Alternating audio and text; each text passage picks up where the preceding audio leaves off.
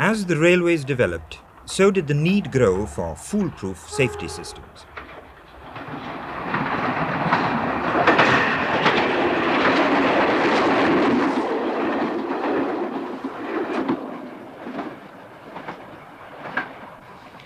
Disasters are always big news, and before the days of the aeroplane, train disasters were probably about the biggest news. And one of the classic train disasters occurred here, exactly 50 years ago to this weekend, in January 1921, here at Aber-miwl in Montgomeryshire. Now, the interesting thing about this situation, from the point of view of train and railway historians, is that a collision occurred here, a collision between an express train and a local stopping train in a system of signalling where, theoretically, crashes couldn't occur. This is mainly a single-line system, except that at intervals of about 4 miles, there are stretches, as here in Aber-miwl station, of double line. So the trains which want to meet each other can pull in on either side and one pulls out again. There was a passing point here at Aber-miwl. The next, in that direction, to the west, was at Newtown, and back this way at Montgomery. Well, on this morning in January 1921, there were 4 railway employees on duty, the station master and the signalman, and also 2 young lads of 17 and 15, the ticket collector and the porter. Now, the situation was this, that to avoid 2 trains getting onto one stretch of line, that each stretch of line had its own plaque or disc with the name of that stretch on it. For instance, this stretch along here would have printed large on its disc, Aber-miwl to Newtown.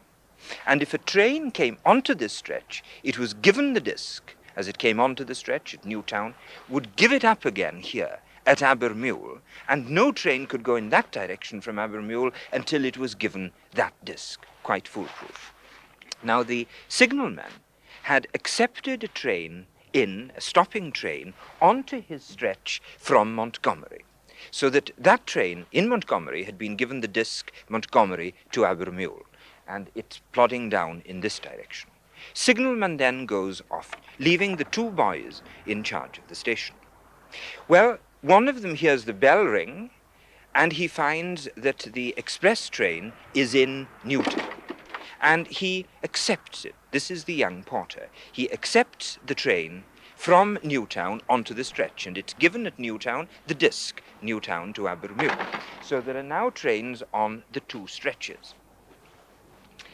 Then the stopping train arrives here, and should have waited here until the express had come here too.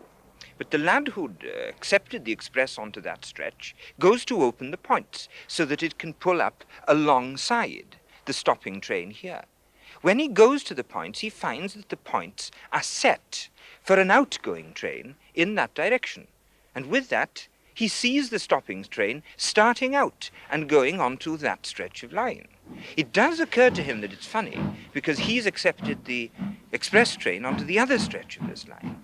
But he presumes that since the system is foolproof, something must have been altered at Newtown. Perhaps the express wasn't put on the line after all.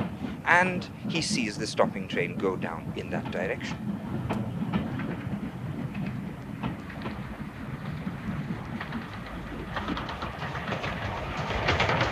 But the express train had not been stopped.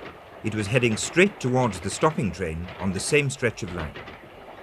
Before the impact, the express train braked. The stopping train didn't, its driver oblivious to the danger.